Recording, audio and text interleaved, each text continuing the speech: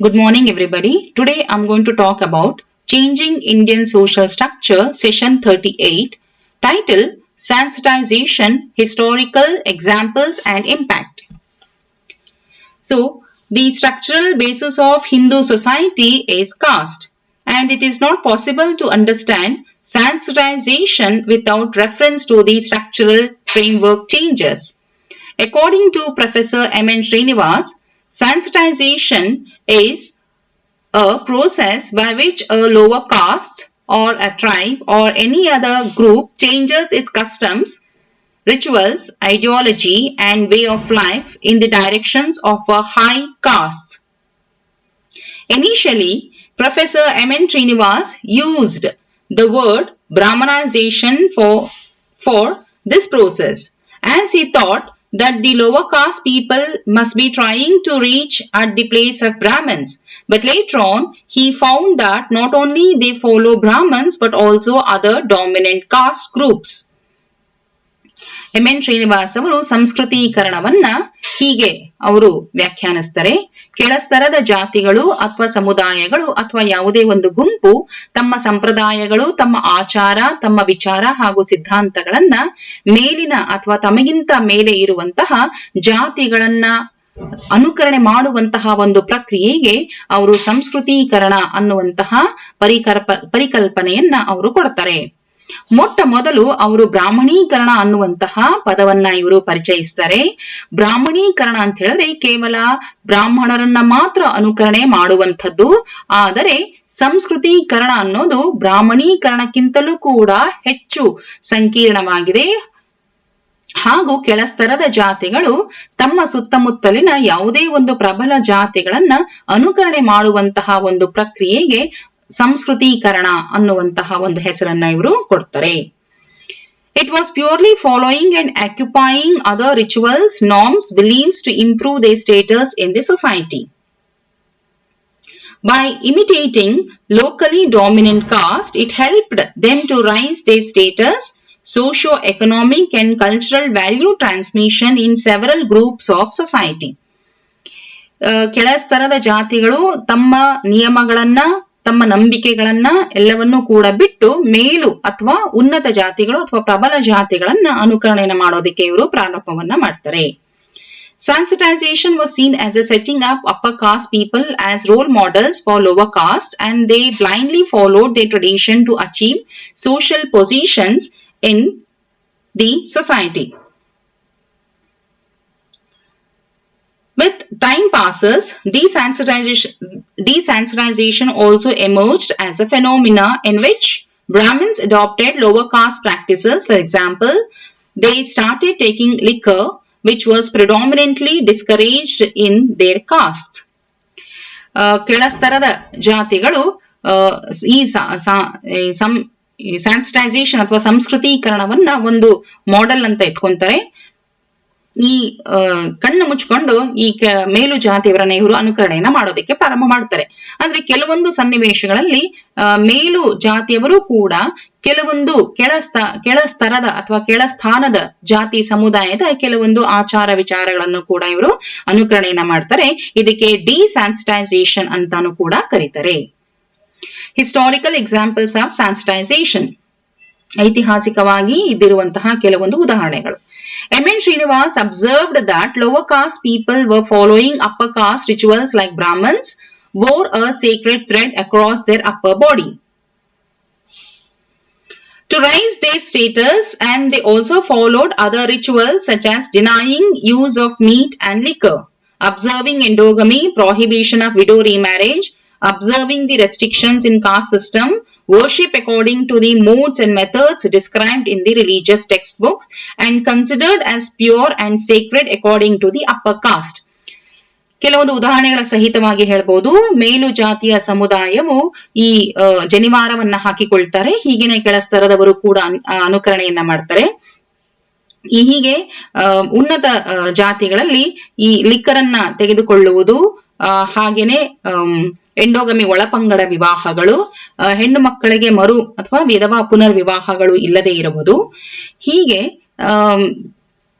ಪೂಜೆ ಪುನಸ್ಕಾರಗಳನ್ನ ಮಾಡುವಂಥದ್ದು ಇವೆಲ್ಲವನ್ನು ಕೂಡ ಮೇಲು ಜಾತಿಗಳಲ್ಲಿ ಅನುಸರಿಸ್ತಾ ಇದ್ರು. ಹೀಗೇನೆ ಅದನ್ನ ನೋಡಿ ಕೆಳಜಾತಿಯವರು ಕೂಡ ಅನುಕರಣೆಯನ್ನು ಮಾಡೋದಿಕ್ಕೆ ಪ್ರಾರಂಭವನ್ನ ಮಾಡ್ತಾರೆ. It can be seen as a cultural transmission. ಇದು ಒಂದು ಸಾಂಸ್ಕೃತಿಕವಾಗಿರುವಂತಹ ಪರಿವರ್ತನೆ ಅಂತಾನು ಕೂಡ ಹೇಳಬಹುದು. They adapted other caste living patterns which gave them liberty to sit and stand before other caste. ಈ ಸಾಂಸ್ಕೃತಿಕವಾಗಿ ಅನುಕರಣೆಯನ್ನ ಮಾಡೋದರಿಂದ ಅವರಿಗೆ ಸಾಕಷ್ಟು ಅವಕಾಶಗಳು ಕೂಡ ಸಿಕ್ತು. ಹೇಗೆ ಅಂತ ಹೇಳಿದಾಗ ಅವರು ಉನ್ನತ ಜಾತಿಯ ಸಮುದಾಯದ ಮುಂದೆ ನಿಲ್ಲಬಹುದಾಗಿತ್ತು. ಹಾಗೇನೆ ಕೆಲವೊಂದು ಕೆಲಸ ಕಾರ್ಯಗಳನ್ನು ಕೂಡ ಅವರು ಮಾಡಿಕೊಳ್ಳಬಹುದಾಗಿತ್ತು. Example, lower caste people were not keen to keep a clear atmosphere, but due to sensitization they started maintaining hygiene. ಕೆಳಸ್ತರದ ಸಮುದಾಯಗಳಲ್ಲಿ ಹೆಚ್ಚಿನದಾಗಿ ತಮ್ಮ ಸುತ್ತಮುತ್ತಲಿನ ವಾತಾವರಣವನ್ನ ಭಾಗಶಃ ಹೈಜೀನಿಕ್ ಆಗಿ ಇರ್ತಿರಲಿಲ್ಲ. ಆದ್ರೆ ಈ ಅನುಕರಣೆಯ ಪ್ರಕ್ರಿಯೆಯ ಮೂಲಕ ಅವರು ತಮ್ಮ ಸುತ್ತಮುತ್ತಲಿನ ಪ್ರದೇಶಗಳನ್ನು ಕೂಡ ಇವರು ನೀಟಾಗಿ ಹಾಗೂ ಹೈಜೀನಿಕ್ ಆಗಿ ಅವರು ಮೇಂಟೈನ್ ಮಾಡೋದಕ್ಕೆ ಪ್ರಾರಂಭವನ್ನು ಮಾಡ್ತಾರೆ. They changed their nomenclature. Lower caste people started to change their nomenclature like Ganga, Lakshmi, Ganesha, etc.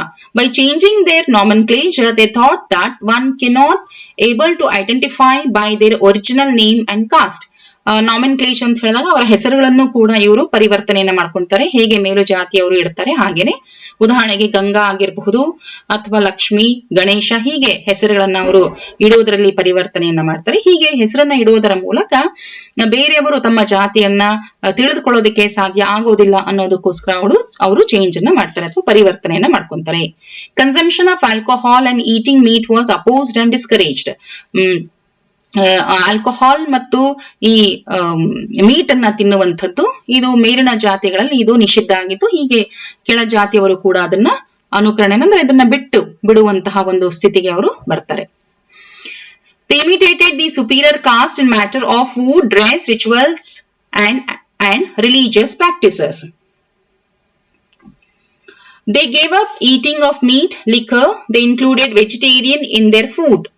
ಈಗಾಗಲೇ ಹೇಳಿರೋ ಹಾಗೇನೆ ಮೇಲು ಜಾತಿಯವರಂತೆ ಕೂಡ ಇವರು ಆಹಾರದಲ್ಲಿ ತಮ್ಮ ಡ್ರೆಸ್ಸಿಂಗ್ ಮ್ಯಾನರ್ಸ್ ನಲ್ಲಿ ಧಾರ್ಮಿಕವಾಗಿಯೂ ಕೂಡ ಕೆಲವೊಂದು ಆಚರಣೆಗಳನ್ನ ಇವರು ಅನುಸರಿಸ್ತಾರೆ.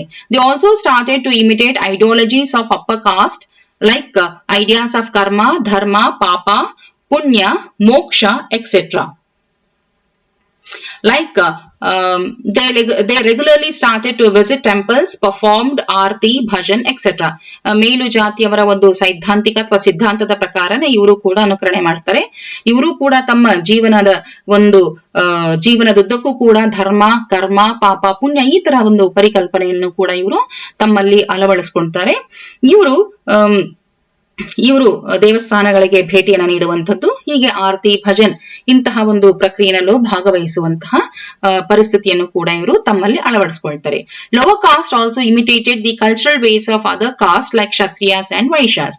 ಇವರು ಕೂಡ as per the traditional theory society allotted prestige to Brahmins, power to Kshatriyas, wealth to Vaishyas. The lower caste groups also deprived of all these benefits of society, so they wanted to rise their status. ಹೀಗೆ ಸಮಾಜವು ಬ್ರಾಹ್ಮಣರಿಗೆ ಉನ್ನತ ಸ್ಥಾನ, ಕ್ಷತ್ರಿಯರಿಗೆ allotted prestige to Brahmins, power to Kshatriya, ಅವರಿಗೆ power ಅನ್ನ ಕೊಡ್ತಾರೆ. Wealth to Vaishya, economical ಆಗಿ ಬಹುಶಃ ವೈಶ್ಯರಿಗೆ ಎಕನಾಮಿಕಲ್ ಆಗಿ ಅಂದ್ರೆ ಒಂದೊಂದು ಸ್ಥಾನದಲ್ಲಿ ಒಬ್ಬೊಬ್ಬರಿಗೆ ಒಂದೊಂದು ಅಲಾಟ್ ಆಗಿರುತ್ತೆ. ಹೀಗೇನೆ ಎಲ್ಲಾ ಸ್ಥಾನಗಳಿಂದನೂ ಕೂಡ ಕೆಳಸ್ತರದ ಜಾತಿಗಳಲ್ಲಿ ಇರುವುದಿಲ್ಲ.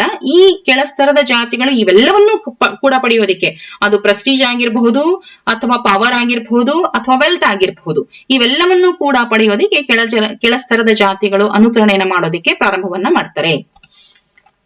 Few tribal communities underwent a process of sensitization. ಕೇವಲ ಇದು ಜಾತಿಗೆ ಮಾತ್ರ ಸೀಮಿತ ಆಗಿಲ್ಲ, ಕೆಲವು ಆದಿವಾಸಿ ಸಮುದಾಯವೂ ಕೂಡ ಈ ಒಂದು ಸಾಂಸ್ಕೃತಿಕ ಪ್ರಕ್ರಿಯೆಯಲ್ಲಿ ಭಾಗಿಯಾಗ್ತವೆ. ಉದಾಹರಣೆಗೆ Bhils of Rajasthan, Gonds of Madhya Pradesh and other hilly tribes tries to prove itself to be a part of Indian society. ಇವರು ಕೂಡ ಬಿಲ್ಸ್ ರಾಜಸ್ಥಾನದ ಭಿಲ್ಲರು ಮಧ್ಯಪ್ರದೇಶದ ಗೊಂಡರು, ಇವರು ಕೂಡ ಸಂಸ್ಕೃತೀಕರಣದ ಒಂದು ಪ್ರಕ್ರಿಯೆಯಲ್ಲಿ ತಮ್ಮನ್ನು ತಾವು ತೊಡಗಿಸಿಕೊಳ್ತಾರೆ.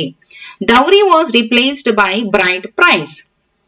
According to M.N. Srinivas, non-Brahmin not only adopted the Brahminical rites and customs but also the institutions. Srinivas collaborates in referring to marriage, position of women, kinship, etc. Lower caste are not much rigid in their attitude. As time passes, lower caste adopted above such attitude in their day-to-day life. Srinivas himself says that sensitization results in hardness towards women. To speak about kinship, upper caste preferred patrilineal lineage. Hence, the importance of having sons are given much more important than the women. Dowry was replaced by the bride price. ಕೆಳಸ್ತರದ ಜಾತಿಗಳಲ್ಲಿ ಇದನ್ನು ಕೂಡ ಅನುಕರಣೆಯನ್ನ ಮಾಡ್ತಾರೆ. ಮೇಲು ಜಾತಿಗಳಲ್ಲಿ ಕೆಲವೊಂದು ಆಚಾರಗಳನ್ನ ಅನುಕರಣೆಯನ್ನ ಮಾಡ್ತಾ ಇದ್ರು. ಅದು ಸ್ಟೇಟಸ್ ಆಫ್ ವಿಮೆನ್ ಬಗ್ಗೆ, ಹೆಣ್ಣಿನ ಸ್ಥಾನಮಾನಕ್ಕೆ ಸಂಬಂಧಪಟ್ಟಾಗ ಈಗಾಗಲೇ ಹೇಳಿರೋ ಹಾಗೇನೆ ಮರು ಮದುವೆಗಳು ಅಥವಾ ಮರು ವಿವಾಹಗಳು ಇಲ್ಲ. ಇಲ್ಲಿ ಪೇಟ್ರಿಯಾರ್ಕಲ್ ಪಿತೃಪ್ರಧಾನ ಕುಟುಂಬಗಳನ್ನ ಭಾಗಶಃ ನೋಡಬಹುದಾಗಿತ್ತು. ಪಿತೃಪ್ರಧಾನ ಕುಟುಂಬಗಳು ಇದ್ದಿರೋದ್ರಿಂದ ಇಲ್ಲಿ ಮಗನಿಗೆ, ಗಂಡು ಮಗುವಿಗೆ ಹೆಚ್ಚಿನ ಆದ್ಯತೆಯನ್ನ ನಾವು ನೋಡಬಹುದಾಗಿತ್ತು. ಇದನ್ನು ಕೂಡ ಕೆಳಸ್ತರದ ಜಾತಿಗಳು ತಮ್ಮಲ್ಲಿ ಅನುಕರಣೆಯನ್ನ ಮಾಡ್ತಾ ಹೋಗ್ತಾರೆ. ಹೀಗೇನೆ ಕೆಳಸ್ತರದ ಜಾತಿಗಳಲ್ಲಿ ಭಾಗಶಃ ಹೆಣ್ಣಿಗೆ ಉತ್ತಮ ಸ್ಥಾನ ಇರುತ್ತೆ. ಆದ್ರೆ ಅನುಕರಣೆಯ ಮುಖಾಂತರವಾಗಿ, ಅನುಕರಣೆಯನ್ನ ಮಾಡೋದರ ಮುಖಾಂತರವಾಗಿ ಭಾಗಶಃ ಹೆಣ್ಣಿಗೆ ಇಲ್ಲಿ ಕೆಳಸ್ತರದ ಸ್ಥಾನಗಳು ಕೂಡ ಇಲ್ಲಿ ಸಿಗೋದಿಕ್ಕೆ ಪ್ರಾರಂಭವಾಯಿತು. Pilgrimage is encouraged. ತೀರ್ಥಯಾತ್ರೆಗಳಿಗೆ ಇಲ್ಲಿ ಎನ್ಕರೇಜ್ ಅನ್ನ ಮಾಡ್ತಾರೆ, ಅವಕಾಶಗಳನ್ನ ಮಾಡಿಕೊಡ್ಲಾಗತ್ತೆ. ತೀರ್ಥಯಾತ್ರೆಗಳಿಗೂ ಕೂಡ ಹೋಗಿ ಬರುವಂತಹ ಒಂದು ಪದ್ಧತಿಯನ್ನು ಕೂಡ ಇವರು ಅಳವಡಿಸಿಕೊಳ್ತಾರೆ. A journey taken to a holy places is considered as sacred by the upper caste and lower caste followed the same, like visiting to Kashi, Rameshwaram, Mathura, Dwaraka, Tirupati, Varanasi, etc. ಇಂಥ ಪ್ರದೇಶಗಳಿಗೂ ಕೂಡ ತೀರ್ಥಯಾತ್ರೆಯನ್ನ ಕೈಗೊಳ್ಳುವಂತಹ ಒಂದು ಪರಿಸ್ಥಿತಿಯನ್ನು ಕೂಡ ಇವರು ಅಳವಡಿಸಿಕೊಳ್ತಾರೆ. Impact of sensitization.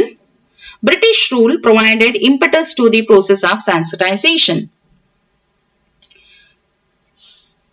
Legislations, Western technology, railways, press, radio, banking system, postal department and other communication made easier to spread more quickly.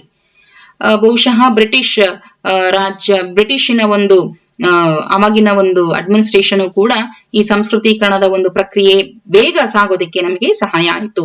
ಯಾವ್ಯಾವುದು ಅಂತ ಹೇಳಿದಾಗ ನಮ್ಮಲ್ಲಿ ಅವಾಗ ಇಂಟ್ರೊಡ್ಯೂಸ್ ಆಗಿರುವಂತಹ ಶಾಸನಗಳು, ವೆಸ್ಟರ್ನ್ ಪಾಶ್ಚಿಮಾತ್ಯ ತಂತ್ರಜ್ಞಾನಗಳು, ರೈಲ್ವೆ, ಮುದ್ರಣ ಮಾಧ್ಯಮ, radio, Akashvani, banking system, postal ಅಂಚೆ ಡಿಪಾರ್ಟ್ಮೆಂಟ್ಗಳು, ಹೀಗೆ ಕೆಲವೊಂದು ಬಂದಿದ್ರಿಂದ ಈ ಸಂಸ್ಕೃತೀಕರಣದ ಒಂದು ಹರಡುವಿಕೆಗೆ ಒಂದು ಸಾಧನ ಆಗ್ತಾ ಹೋಯಿತು. Social change in terms of sensitization can be seen in cultural change, not in terms of structural change. ಈ ಸಂಸ್ಕೃತೀಕರಣ ಅನ್ನೋದು ಕೇವಲ ಸಾಂಸ್ಕೃತಿಕವಾಗಿರುವಂತಹ ಪರಿವರ್ತನೆಯೇ ಹೊರತು ಇಲ್ಲಿ ಯಾವುದೇ ರೀತಿಯಾಗಿರುವಂತಹ ರಚನೆಯಲ್ಲಿ ಪರಿವರ್ತನೆ ಸಾಧ್ಯ ಆಗೋದಿಲ್ಲ. Process of sensitization made possible of occupational mobility, developed communication, spread of literacy and Western technology.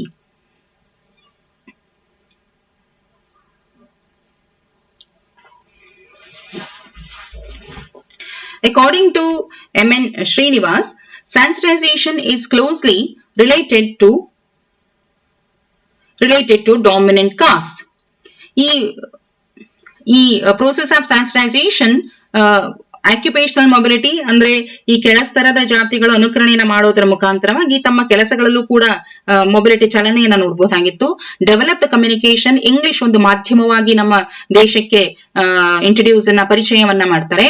ಹಾಗಾಗಿ ಭಾಷೆಯ ಜೊತೆಗೆ ಕಮ್ಯುನಿಕೇಶನ್ ಕೂಡ ಬಂದಿರೋದ್ರಿಂದ ನಮ್ಮಲ್ಲಿ ಶಿಕ್ಷಣದ ಒಂದು ಅರಿವು ಕೂಡ ಜಾಸ್ತಿ ಆಗುತ್ತೆ ಎಲ್ಲಿ ಕೆಳಸ್ತರದ ಜಾತಿಗಳಲ್ಲಿ. ಹೀಗೇನೆ ಪಾಶ್ಚಿಮಾತ್ಯ ಟೆಕ್ನಾಲಜಿಗಳು, ಪಾಶ್ಚಿಮಾತ್ಯ ತಂತ್ರಜ್ಞಾನವೂ ಕೂಡ ಇದರ ಒಟ್ಟಾರೆಯಾಗಿ ಬಂದಿರೋದ್ರಿಂದ ಸಂಸ್ಕೃತಿಯ ಒಂದು ಪ್ರಕ್ರಿಯೆ ಹೆಚ್ಚು ವೇಗವಾಗಿ ಆಗೋದಕ್ಕೆ ಸಾಧ್ಯ ಆಯಿತು. M.N. Srinivas himself conceded the Varna hierarchy is clear and immutable. Sensitization reinforces and consolidates the immutable Varna hierarchy. N Srinivas ಅವರು ಆಗ್ಲೇ ಹೇಳಿರೋ ಹಾಗೇನೆ ಈ ವರ್ಣ ಪ್ರಕ್ರಿಯೆನಲ್ಲಿ ಯಾವುದೇ ಒಂದು ಪರಿವರ್ತನೆಗಳು ಆಗೋದಿಲ್ಲ. ರಚನೆ ಹೇಗಿರುತ್ತೋ ಹಾಗೇನೆ ಉಳ್ಕೊಳ್ಳುತ್ತೆ. ಅದು ಬ್ರಾಹ್ಮಣ, ಕ್ಷತ್ರಿಯ, ವೈಶ್ಯ, ಶೂದ್ರ, ಅದು ರಚನೆ ಅದು ಹೇಗಿದೆಯೋ ಹಾಗೇನೆ ಉಳಿಯುತ್ತೆ. ಅದು ಮೂವ್ ಆಗೋದಿಲ್ಲ ಅಥವಾ ಅದು ಚಲನೆ ಆಗೋದಿಲ್ಲ. ಆದ್ರೆ ಈ ಸಾನ್ಸ್ಕ್ರನೈಸೇಷನ್ ಅಥವಾ ಸಂಸ್ಕೃತೀಕರಣ ಅನ್ನುವಂತಹ ಒಂದು ಸ್ಥಿತಿ ಏನಿದೆಯೋ, ಈ ವರ್ಣ ಹೈರಾರ್ಕಿ ರಿಎನ್ಫೋರ್ಸಸ್ ಅಂಡ್ ಕನ್ಸಾಲಿಡೇಟ್ಸ್ ದಿ ಇಮ್ಯೂಟಬಲ್ ವರ್ಣ ಹೈರಾರ್ಕಿ. ಇಲ್ಲಿ ವರ್ಣ ಅಂತ ಹೇಳಿದಾಗ ಹಿಂದಿನ ಒಂದು ಸಮಯಕ್ಕೆ ಹೋದಾಗ ವರ್ಣದಲ್ಲಿ ಚಲನೆಗಳು ಇದ್ದಿತ್ತು. ಹಾಗಾಗಿ ಈ ಸಂಸ್ಕೃತಿಯ ಒಂದು ಪ್ರಕೃತಿ ಭಾಗಶಃ ರಚನೆಯಲ್ಲಿ ಪರಿವರ್ತನೆ ಆಗದೇ ಇರಬಹುದು. ಆದರೆ ಈ ವರ್ಣ ಹೈರಾರ್ಕಿನಲ್ಲಿ ಏನಿದೆಯೋ ಅಲ್ಲಿ ಸ್ವಲ್ಪ ಮಟ್ಟಿಗೆ ಪರಿವರ್ತನೆಯನ್ನ ಭಾಗಶಃ ನೋಡಬಹುದಾಗಿತ್ತು. Sensitization is closely associated with dominant caste. It helps in the process of cultural transmission. According to Srinivas, each village has a dominant caste. Dominance may be based on ritual power, economical power, or political power, or a combination of both. They are the landholders and the lower caste were engaged by them as the laborers. Numerically, they were the largest group. The village council was dominated by the Brahmins or the upper caste. Thus, lower castes were too much under the subjugation to try to rise themselves. Thus, it helped in the process of cultural transmission. ಈ ಸಂಸ್ಕೃತೀಕರಣದಲ್ಲಿ N Srinivas ಅವರ ಪ್ರಕಾರ ಪ್ರತಿಯೊಂದು ಹಳ್ಳಿನಲ್ಲೂ ಕೂಡ ಪ್ರಬಲ ಜಾತಿಗಳು ಇರ್ತಾ ಇದ್ರು. ಆ ಪ್ರಬಲ ಜಾತಿಗಳು ಅಂತ ಹೇಳಿದ್ರೆ ಅದು ಆರ್ಥಿಕವಾಗಿರಬಹುದು, ರಾಜಕೀಯವಾಗಿರಬಹುದು, ಸಾಮಾಜಿಕವಾಗಿರಬಹುದು, ಅಥವಾ ಯಾವುದಾದ್ರೂ ಸಂಖ್ಯೆಯಲ್ಲೂ ಕೂಡ ಇರಬಹುದಾಗಿತ್ತು. ಹೀಗೆ ಆ ಮೂರು ಫ್ಯಾಕ್ಟರ್ಗಳು ಅಂಶಗಳು ಕೂಡ ಸೇರಿ ಅವರನ್ನ ಪ್ರಬಲ ಜಾತಿಗಳು ಅಂತ ಕರಿತಾ ಇದ್ರು. ಇವ್ಯಾವುದೂ ಆರ್ಥಿಕ, ರಾಜಕೀಯ ಮತ್ತು ಸಾಮಾಜಿಕ ಹಿನ್ನೆಲೆಯಿಂದ ವಂಚಿತರಾಗಿದ್ರು ಯಾರು? ಕೆಳಸ್ತರದ ಜಾತಿಗಳು. ಹೀಗೆ ಈ ಅನುಕರಣೆಯ ಮುಖಾಂತರವಾಗಿ ಭಾಗಶಃ ಸ್ಥಾನವನ್ನ ಪಡಿಬಹುದು ಅನ್ನುವಂತಹ ಒಂದು ಅನಿಸಿಕೆಗಳು ಕೂಡ ಅವರು ವ್ಯಕ್ತವನ್ನ ಪಡಿಸ್ತಾ ಇದ್ರು. Economic betterment is not a precondition for sensitization.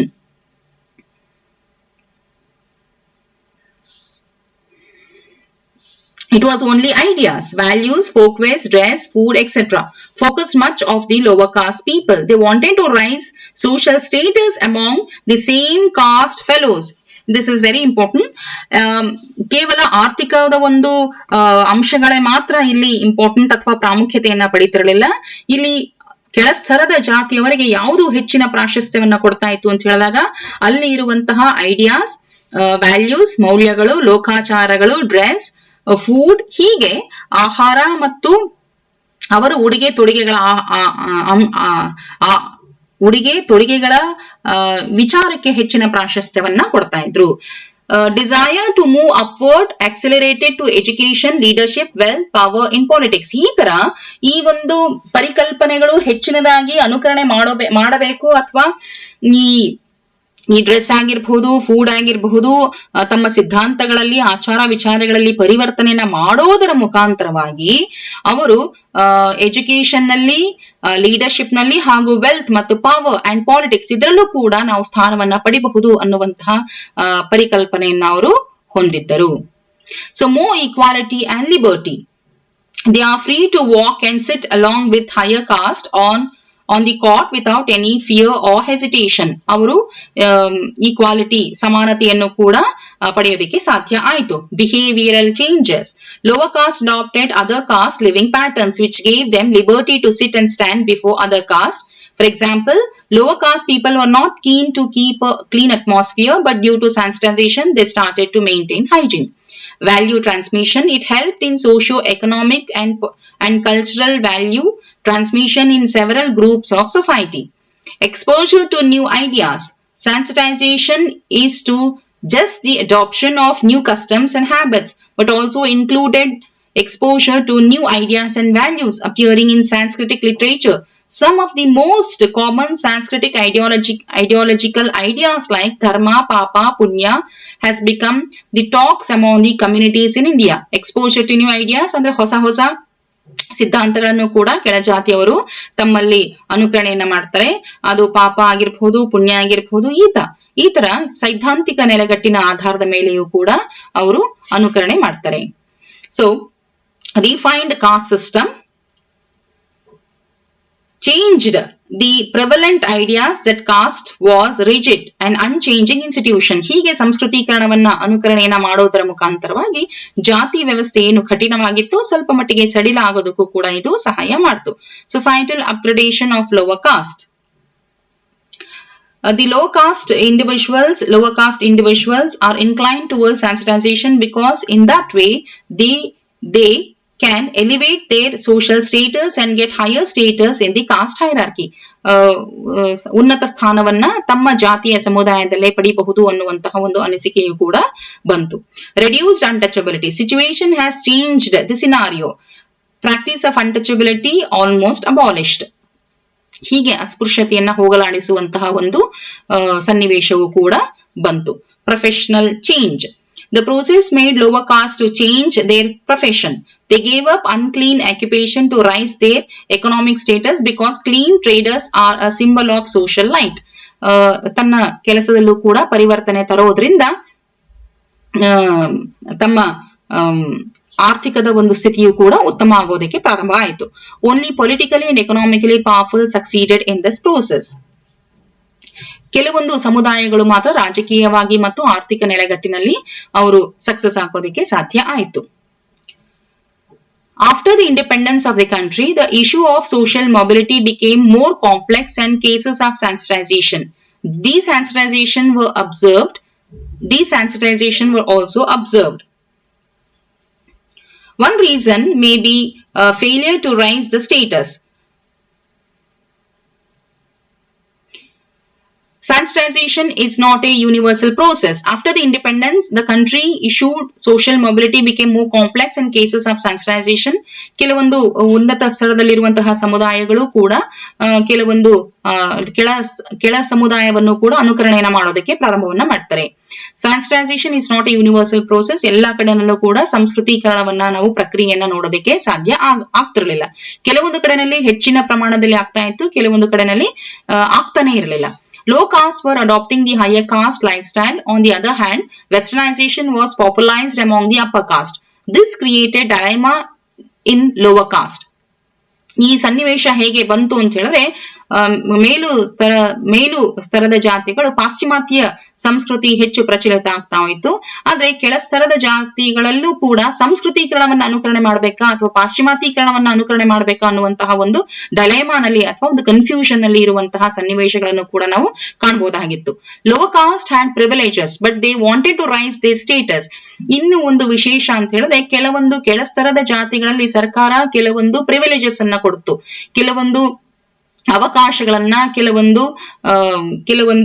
ಫೆಸಿಲಿಟಿಗಳನ್ನ, benefits ಅನ್ನ ಕೊಡ್ತು. ಅದಾಗಿಯೂ ಕೂಡ ಈ ಕೆಳ ಸ್ತರದ ಜಾತಿಗಳು ಅವರ ಸ್ಥಾನವನ್ನು ಕೂಡ ಹೆಚ್ಚಿನದಾಗಿ ಮಾಡ್ಕೊಳ್ಳೋದಕ್ಕೆ ಆ ಪ್ರಕ್ರಿಯೆಯನ್ನು ಕೂಡ ಇವರು ಪ್ರಾರಂಭವನ್ನ ಮಾಡಿದ್ರು. ಸೊ ಹಾಗಾಗಿ ಇವೆರಡೂ ಕೂಡ ಕನ್ಫ್ಯೂಷನ್ಸ್ ಅಲ್ಲೇ ಇರುವಂತಹ ಸನ್ನಿವೇಶಗಳನ್ನು ಕೂಡ ಗಮನಿಸಬಹುದು. Thank you. ಧನ್ಯವಾದಗಳು.